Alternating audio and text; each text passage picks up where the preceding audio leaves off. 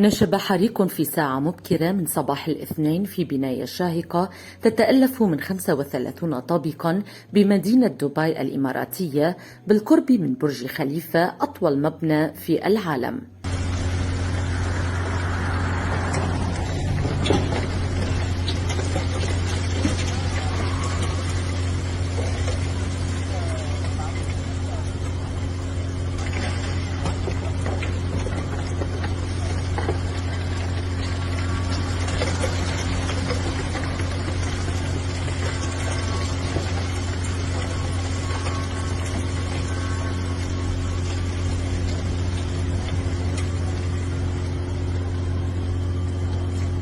وامتدت النيران إلى أغلب طوابق المبنى الذي هو جزء من سلسلة أبراج تسمى بوليفارد ووك 8 التابعة لشركة إعمار وفق ما ذكرت وكالة Associated Press الأمريكية. The fire goes in a torn line.